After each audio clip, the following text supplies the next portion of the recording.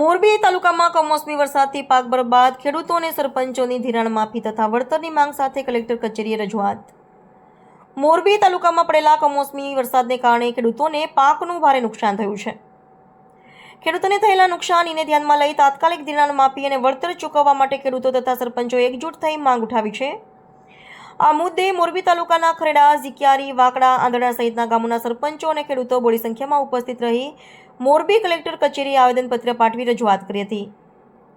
રજૂઆત દરમિયાન ખેડૂતો દ્વારા ભાગેડુ ઉદ્યોગપતિઓના કરોડો રૂપિયાના દેણા માફ થાય છે તો જગતના તાતના દેણા કેમ નહીં એવા નારા લગાવવામાં આવ્યા હતા.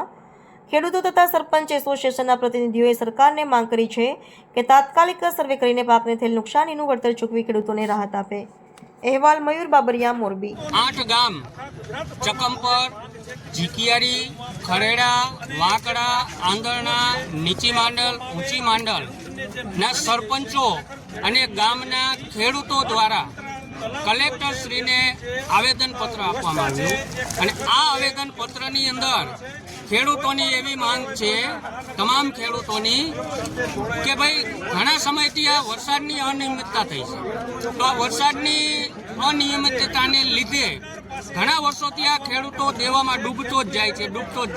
જેમાં સૌથી વધુ મુશ્કેલી આ વર્ષે 2025ના ખરીફ પાકની અંદર મોટી નુકસાની થઈ રહી છે અને રવિ પાકનું વાવેતર કરવાનું છે. તો ખેડૂતો પાસે ઢોરોને ખવડાવવા માટે ચારો પણ નથી બચાવી શક્યા અને પોતાના પરિવારને ચલાવવા માટે થઈ અને જે પાક ઉત્પાદન થવું છે, કપાસ હોય, મગફળી હોય, તલ હોય, એ વેચીને પોતાની આર્થિક સદ્ધરતા વધારી શકે. તો કશું બચ્યું નથી.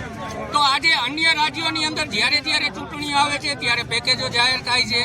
મહિલાઓના કે પુરુષોના કે ખેડૂતોના ખાતામાં પૈસા નાખવામાં આવે છે. તો આજે ગુજરાતના બનોતા પુત્ર જે કહીએ છીએ ત્યાં સુધી આ 8 ગામના ખેડૂતોની માંગ છે કે તમે ગુજરાત બાજુ જોવો.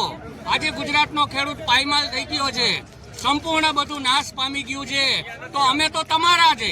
તમે બીજે આપી શકતા હોય તો ઘરના ખેડૂતોને, ઘરના ભાઈઓને, બહેનોને શા માટે આ મુશ્કેલીની અંદર ઉગારી નથી શકતા?